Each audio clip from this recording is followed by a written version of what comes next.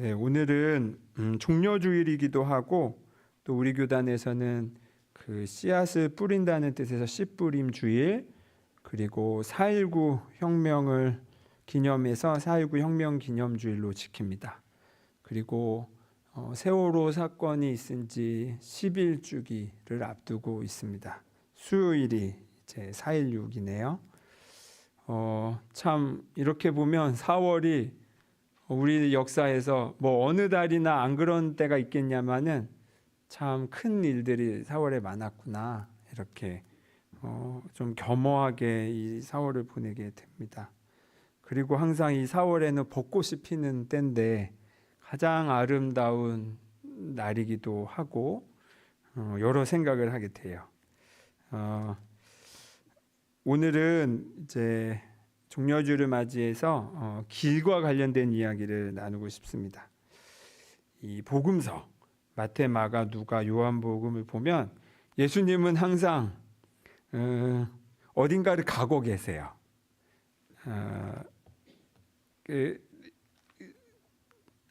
동의가 되세요? 예수님은 항상 어디를 가고 계셔. 아마 예수님은 사주를 보면 역막살이 있지 않으셨을까 싶어요.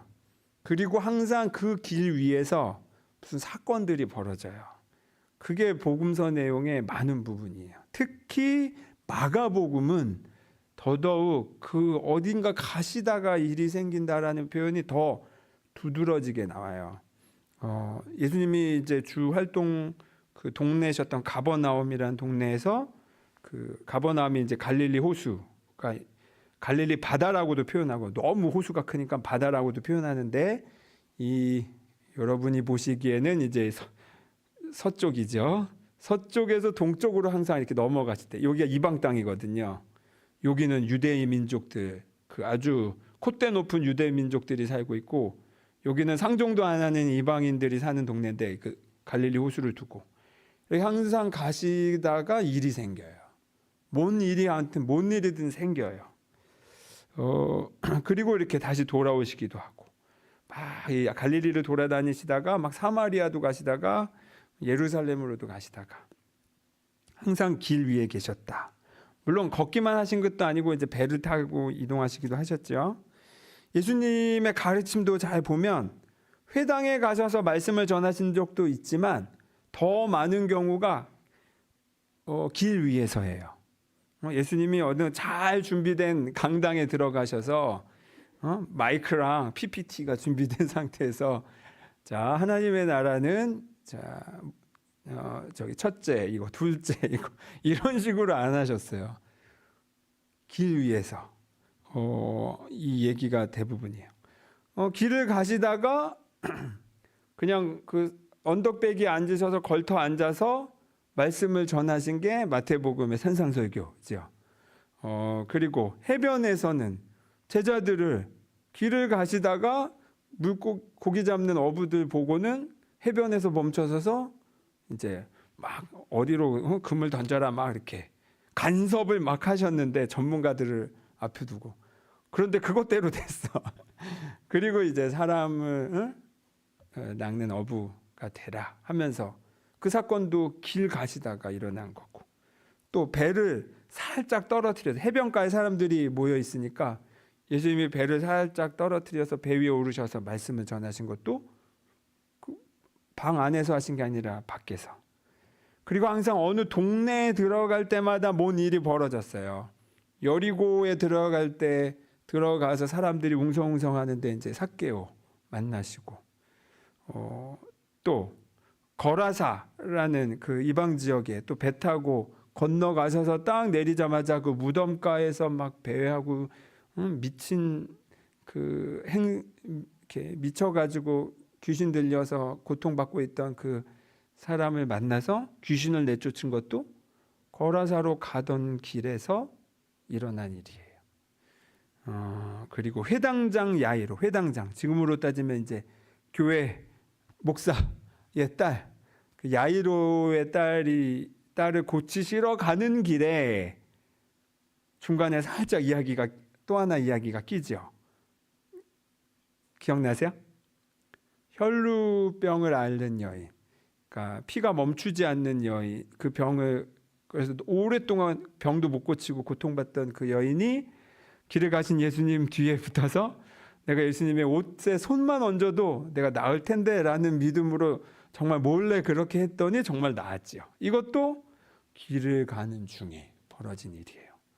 이렇게 보면 예수님은 길 위에서 복음을 직접 이렇게 당신의 모든 것으로, 말뿐만 아니라 뭐 기적과 병고침과 모든 당신의 존재 자체로 복음을 사신 분이구나. 길 위에서. 저도 다니는 걸 좋아해요. 장거리 여행 좋아해요. 다만 걷는 것보다 자동차로. 근데 자동차로 타고 다니니까 풍경이 너무 빨리 지나가서 멈추어서만 볼 수 있는 풍경들을 놓치게 되더라고요. 그래서 이 걸을 때 보는 그때만 보이는 것들이 있어요. 아마 예수님은 그 많은 것들을 보시지 않으셨을까 짐작해 봅니다. 그리고 예수님 스스로 이렇게 표현하셨죠. 요한복음에 예수님은 길을 가셨을 뿐만 아니라 뭐라고? 나는 길 자체이다 라고도 표현을 하셨어요. 요한복음 14장 6절 7절 제가 읽어드릴게요. 아까 우리 예배 부름 때 제가 읽었던 구절이에요. 나는 길이요 진리요 생명이다. 나를 거치지 않고서는 아무도 아버지께로 갈 사람이 없다. 너희가 나를 알았더라면 내 아버지도 알았을 것이다. 이제 너희는 내 아버지를 알고 있으며 그분을 이미 보았다. 왜 아버지 하나님을 어떻게 이미 너희는 보았다라고 말씀하셨나요? 예수님 나를 보았기 때문에 하나님을 본 거다라고 말씀하신 거예요. 근데 못 알아보지요.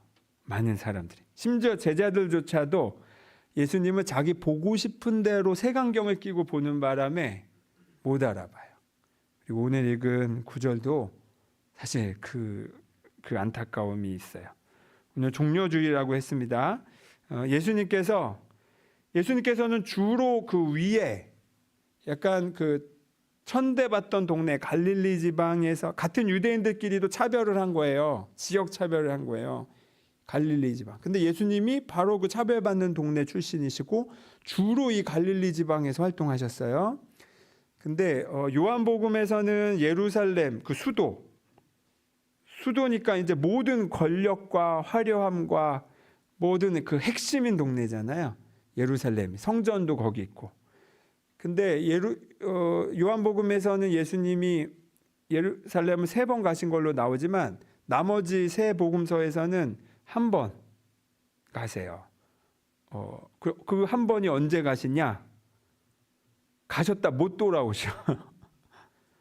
그러니까 가셨다가 예루살렘 가셨다가 거기서 이제 잡혀서 십자가에서 처형 당하신 거예요. 근데 이제 예수님이 아마 그 당시에 핵 인싸하셨던 것 같아요. 인플루언서. 아주 유명인.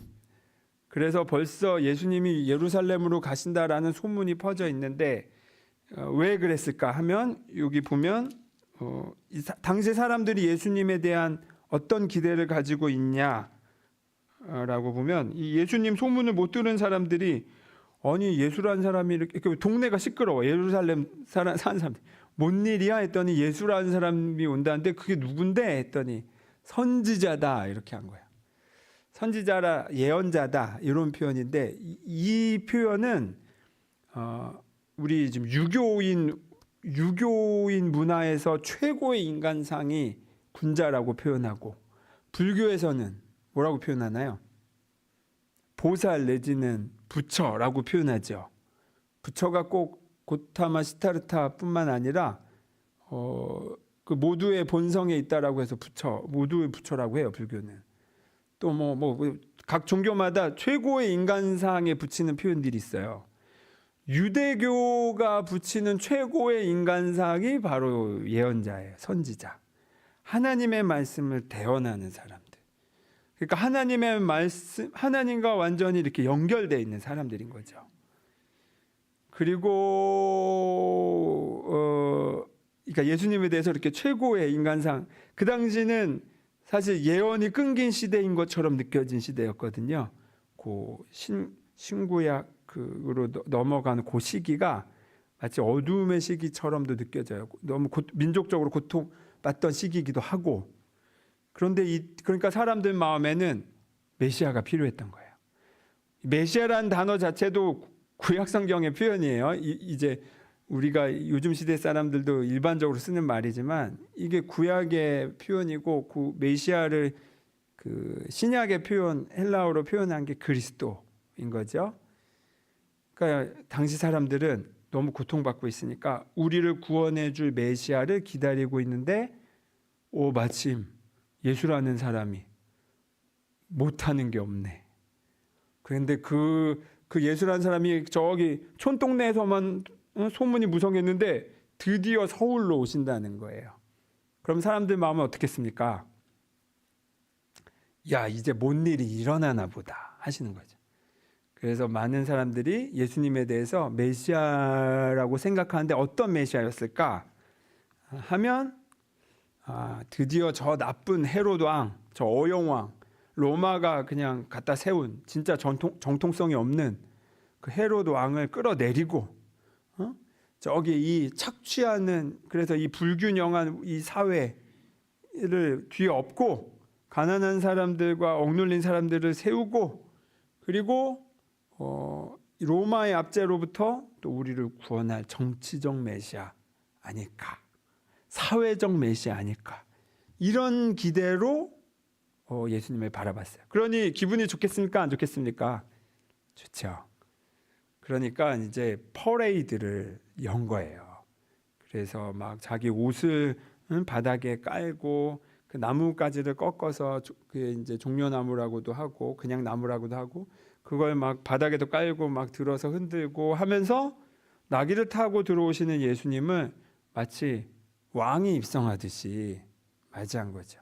그리고 정말로 그 예수님이 이 세상을 한번 뒤엎어서 정치적으로 사회적으로 이제 새 세상을 만들어 주기를 염원했던 겁니다. 자, 이때 제자들의 어깨에 힘이 얼마나 들어갔을까? 베드로 특히 그 베드로 앞장서 가지고 막 길 내고 이러지 않았을까? 자, 그런데 우리는 이제 이 이야기의 결과를 알죠. 예수님은 어떻게 되셨나요? 예루살렘에서 결국 사람 한번 밀지 못하시고 밀지 않으시고 그대로 잡혀서 이렇게 고문당하고, 그다음에 그 당시 극형인 십자가 처형을 당해서 죽으셨어요. 그러니까 예수님은 근데 당신이 이렇게 될 줄을 아셨나요? 모르셨나요? 성경에 따르면 알고 계셨어요. 그리고 3번이나 이것에 대해서 제자들에게 미리 말씀하셨어요. 왜냐하면 제자들이 자꾸 헛된 꿈을 꾸니까, 자기의 색안경으로 예수님을 바라면서 자기 기대를 투사하고 있으니까, 야, 그거 아니야. 나는 이제 십자가에 고난받아. 그리고 부활해. 있는 그대로 봐. 너의 기대로 나를 보지 말고. 이 얘기를 하셨는데 못 알아들어요. 끝까지. 예수님이 돌아가시는 상황에서도 그걸 못 알아들어. 하지만 예수님은 알고 가셨어요.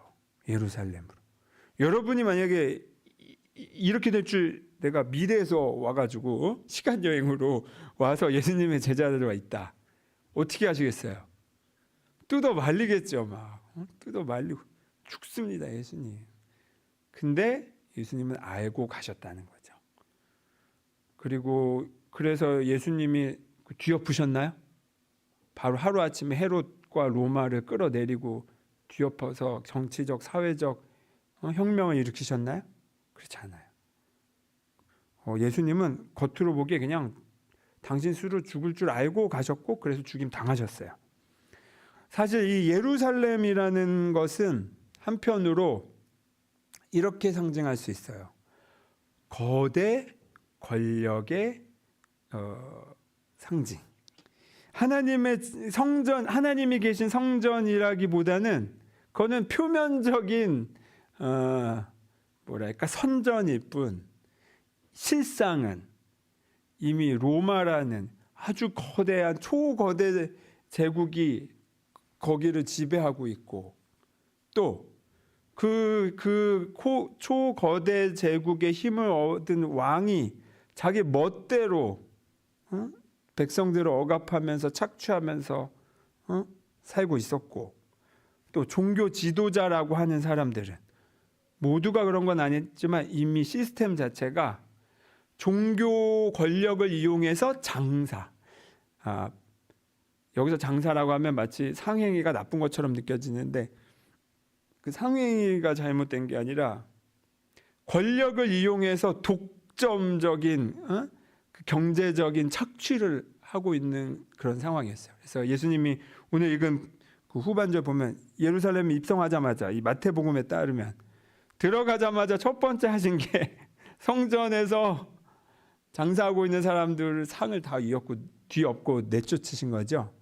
이게 장사를 하는 것 자체가 잘못됐다라기보다는 이게 지금 이 돈이 결국 어디로 가냐?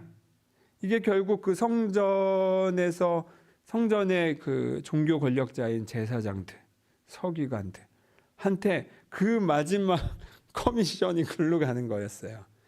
그러니까 이런 식으로 재물을 흠없이 가져오는 게 힘드니까 성전 앞에서 그렇게 판매를 한 건데, 그것이 이렇게 뻔히 아니까 아예 고가로 팔거나 아니면 부당하게 팔거나 아니면 막 여러 가지 중간 마진을 막 남기면서 결국에는 그 제사장들이, 그 종교 지도자들이 그걸로 돈 노름을 하고 있었던 거예요. 예수님은 바로 그거를 뒤엎으신 거다.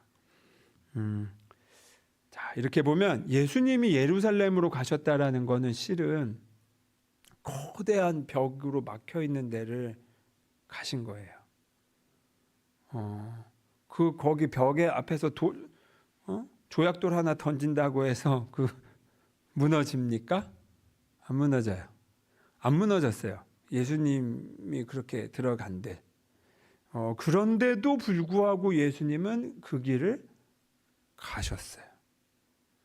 길 위에 계셨던 예수님은 그 막혀 있고, 그러니까 그 길은 보자면 그 당시 초거대 제국인 로마라는 그 성벽으로도 막혀 있는 것이기도 한 거예요. 이 예루살렘이라는 지역 자체가 그 단순히 돌덩이만이 아니라 로마가 막고 있는 거니까 이 예수 한 명이 어떻게 그거를 막 뚫고 지나갈 수 있겠어요?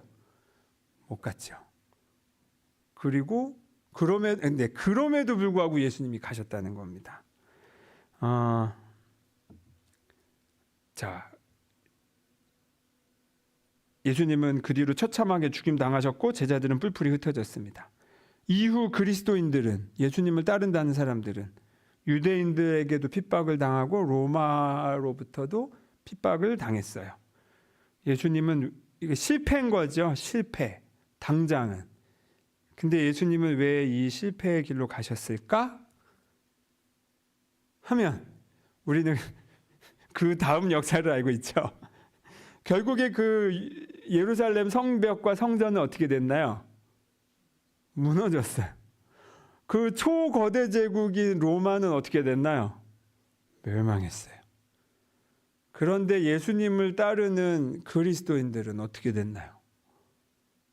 지금 지구 반대편에 이 동방의 끝에인 우리나라에까지 복음이 전해져서 여전히 그 예수님의 말씀이 전해지고 있잖아요.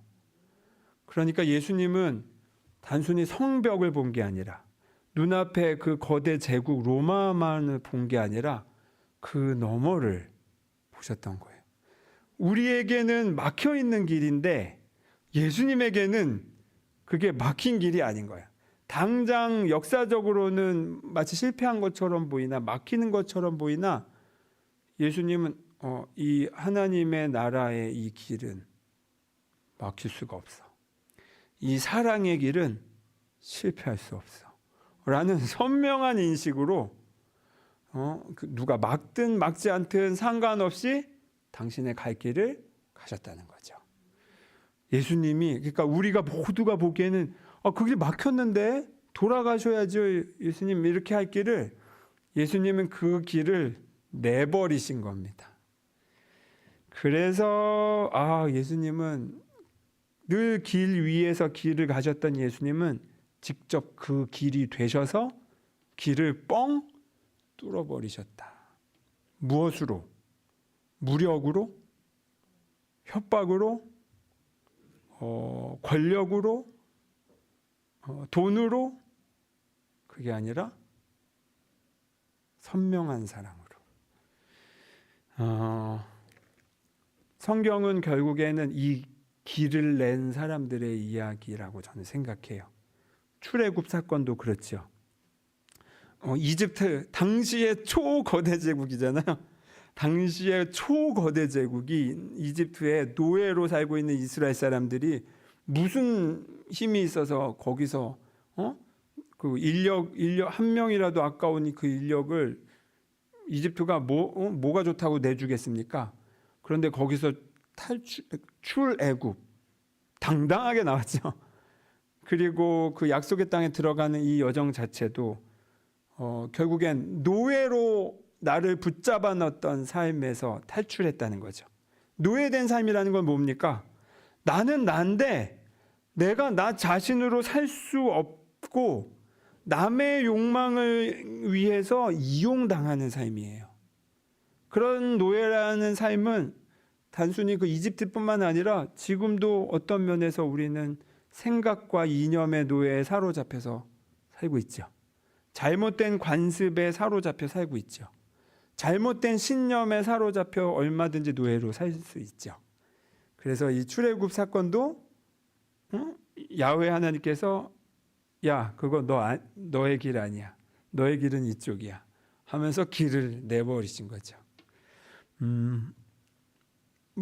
그런데 이제 모세는 아니 어떻게 내가 파라오한테 가가지고 이런 말을 합니까? 당연히 벽이라고 생각할 수 있죠.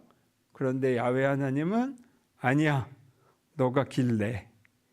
너가 길이야. 내가 너를 통해서 길을 낼 거야. 라고 하신 거예요. 또 예수님의 친척형 세례자 요한도 당시에 드문 예언자로서 광야에서 막 세상을 향해 잘못된 것에 대해서 쓴소리를 막 쏟아냈죠. 그리고 사람들이 와서는 당대의 예언자 엘리야의 환생이다라고 말했어요. 엘리야라 하면 예언자들 중에서도 대표격인 예언자예요. 근데 그 예언자가 환생했다라고 생각할 정도의 인물이었던 거예요. 이 세례자 요한을 보면 늘 했던 말이 헤롯 왕 비판하고 잘못된 사람들 그냥 조목조목 비판을 했어요. 그 됩니까? 그걸로 사람들이 변할까요? 회개한 사람도 있어요. 그런데 헤롯 왕은 눈에 가시다 보니까 결국에는 어떤 저런 핑계를 대서 세례자 요한을 잡아서 처형시켰죠. 그런데 세례자 요한은 그것이 아랑곳하지 않고 자신의 역할을 했어요. 그러면서 요한 스스로 뭐라고 얘기했냐면 그 이사야서를 이용해서 나는 주님이 오실 길을 예비하는 자다라고 했어요. 그러니까 길 닦는 자라는 거예요. 세례자 요한도 여기서 길을 낸 사람으로 나타나죠. 우리 기독교의 역사에 얼마나 많은 사람들이 그 길을 냈습니까? 복음을 전하기 위해서 얼마나 많은 선교의 상황에서 순교를 했습니까? 그리고 결국 그 순교가 힘으로 들어간 게 아니라 사랑의 힘으로 들어갔을 때 오히려 더 예수님의 복음이 더 단단하고 농도 깊게 전달됐잖아요. 그리고 저는 또 하나 말씀드리고 싶은 인물 중에 하나가 문익환 목사님이에요. 문익환 목사님은 제가 어린 시절의 뉴스에 기억이 나요. 죄수복 입고 끌려가던 모습. 북한 갔다가 오셔가지고 그래서 어린 마음에 왜 목사님이란 분이 저런 잘못해가지고 감옥에 가시나 이렇게 생각했어요. 그런데 나중에 제가 이제 신학교를 들어갔더니 우리 신학교의 교수님이셨네. 그리고 그래도 그때도 그렇게 딱히 납득되진 않았어요. 굳이 국가보안법을 어겨가지고 이렇게 예민한 때에 굳이 저렇게 하지 말라는 걸 골라서 굳이 할 필요가 있었을까? 북한으로 넘어갈 필요가 있었을까? 이제 제가 그때는 저 사람은 빨갱이야 라는 인식은 제가 걷어진 상태였어요. 하지만 굳이 그러실 필요가 있었을까? 라는 마음은 남아 있었어요. 근데 문익환 목사님의 글들과 문익환 목사님들에 대한 막 직접 배운 분들이 제 고등부 목사님이 문익환 목사님께 직접 배우고 막 이런 분들이니까 이렇게 여러 이야기를 듣다 보니 제 생각이 바뀌었어요. 내가 모르고 함부로 얘기했구나. 이분은 정말 순수한 분이었고 정말 올곧은 분이었고 그때 말씀드렸듯이 헬라어 구약 교수님이셔서 헬라어 시험 볼 때 한 문제라도 틀리면 빵점을 주셨다는 거예요. 성경 그렇게 너희가 그거 하나 틀린 걸로 잘못 하나님의 뜻이 전달되면 책임질 수 있냐 라면서 한 문제 틀려도 빵점을 주셨다고 해요. 그 꼿꼿함이 그 예화 하나에서도 잘 드러나죠. 그리고 문익환 목사님의 그 편지, 옥중 편지들을 보면 너무나 이분은 소년인가 싶을 정도의 그 순수함이 너무나 잘 드러나요. 지금 와서 보건대 문익환 목사님의 그 마치 몽상과 같은 행동들, 남북이 서로 대치하고 있는 상황에서 이럴 수는 없다며 혼자라도 북에 넘어가서 통일을 위해서 김일성 주석 당신도 역할을 하셔야 된다 라고 가서 무슨 듣기 좋은 말만 하신 게 아니라 쓴소리도 하셨거든요. 근데 이걸 가서 할 수 있는 이런 행동이 무엇이었을까 보면 이제 남북은 막혀서 더 이상 어떻게 되지 않는구나 라고 막혀 있고 벽이 높다라고 생각했던 그 시기에 길을 보신 분이구나. 그리고 나라도 길을 내야겠구나라고 선택을 하신 분이구나. 문익환 목사님에 대한 평가는 아직도 많은 사람들이 오해 속에서 아마 빨갱이라고 욕을 하고 있을 거예요. 제가 군대에서 문익환 목사님 얘기 한번 꺼냈다가 아주 곤욕을 치른 적이 있어요. 문익환 목사님이라고 그걸 모르셨겠어요? 그런 욕을 내가 이해받지 못할 거라는 걸 왜 모르셨겠어요? 그런데 그 목사님이 그렇게 하셨던 건 바로 예수님의 정신이다. 예수님의 사랑이 이념을 넘듯이 지난주에 제가 설교 때 말씀드렸듯이 문익환 목사님 또한 이 민족의 아픔 또한 이 이념의 갈등을 넘어서 통일은 그만한 가치와 소중함이 있다라고 아셨기 때문에 길을 내버리신 거죠. 문익환 목사님의 호 아십니까? 호? 스스로 지으신 호가 늦봄이에요. 당신이 민주화운동, 통일운동을 50세 되셔서 시작하셨어요. 그 전까지는 그냥 깐깐한 학자로만 그냥 정말 그 공부와 그 신학 공부 이거밖에 모르셨다는 분이라고 해요. 그런데 이제 그 대학생들이 민주화 운동하면서 죽어가는 걸 보고 내가 교수로서 부끄러움을 느끼시고 그 일을 시작하신 거거든요. 봄이 늦게 왔다라고 해서 늦봄이라고 당신의 호를 지으셨어요. 문익환 목사님의 아내 되신 박용길 장로님. 박용길 장로님은 제가 생전에 뵀어요. 그래서 내가 사인도 받았어요. 그리고 그 박용길 장로님의 호가 있어요. 스스로 또 지으신 호. 혹시 아시는 분이 있을까요? 봄길, 박용길이라고 이름을 지으셨어요. 느낌 오세요? 문익환 목사님이 늦봄이면 내가 그 봄이 오게 하는 길이 되겠다고 해서 봄길이라고 당신의 호를 지으셨어요. 그리고 제가 이렇게 저희 모교회 목사님께로 듣기로 문익환 목사님이 북한에 가실 때 일본에서 가셨는데 일본에서도 내가 이걸 가야 되나 말아야 되나 막 고민이 그 걱정이 많으셨을 때 그걸 보내신 분이 아내인 박용길 장로님이라고 하세요. 정말로 길을 내버리셨죠. 남편이 머뭇거리고 있으니까 뭐해 당신 가 라고 한 거죠. 이게 바로 길을 내는 사람들의 모습이다. 그리고 예수님이 그렇게 하셨다. 당장은 막혀있는 벽으로 보이지만 거기에서도 그 너머의 길을 보기 때문에 길을 내는 거죠. 정호승 시인의 제가 또 좋아하는 시가 있습니다. 봄길이라는 시예요. 제가 한번 읽어드리겠습니다. 길이 끝나는 곳에서도 길이 있다. 길이 끝나는 곳에서도 길이 되는 사람이 있다. 스스로 봄길이 되어 끝없이 걸어가는 사람이 있다. 강물은 흐르다가 멈추고 새들은 날아가 돌아오지 않고 하늘과 땅 사이의 모든 꽃잎은 떨어져도 보라, 사랑이 끝난 곳에서도 사랑으로 남아있는 사람이 있다. 스스로 사랑이 되어 한없이 봄길을 걸어가는 사람이 있다. 아름답죠? 정말 예수님에게 걸맞는 시라고 생각이 들어요. 우리가 인생의 벽에 막혔을 때 원망이 바로 올라오잖아요. 남 탓할 대상을 찾게 되고 그리고 실제로 공격을 하게 된다고 했잖아요.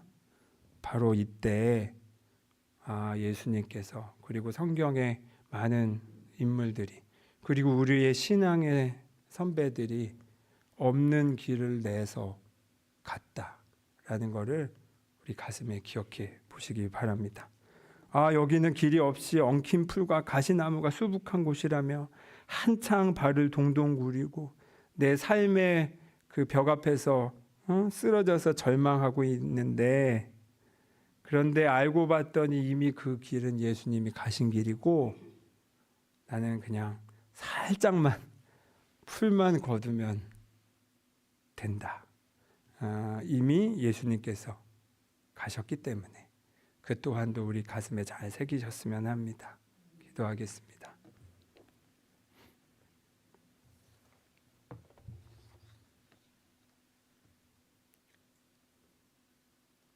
주님, 늘 길 위에 계셨던 예수님을 생각합니다. 그리고 그 길 자체가 되신 예수님을 봅니다. 길이 뻥 뚫려 있으면 참 쉬운 길이고 누가 가지 못하겠습니까마는 길이 안 보이고 막혀 있을 때 그래서 머물러 주저앉아 있을 때 예수님의 마음으로 예수님의 눈으로 그 너머를 내다볼 수 있는 지혜를 우리에게 더하여 주십시오. 우리에게 용기도 주셔서 당장은 실패한 것처럼 보이는 상황에서도 다른 길은 없기 때문에 이 사랑의 길을 주님을 따라 꿋꿋이 갈 수 있도록 힘과 용기를 더하여 주십시오. 예수 그리스도의 이름으로 기도드립니다. 아멘.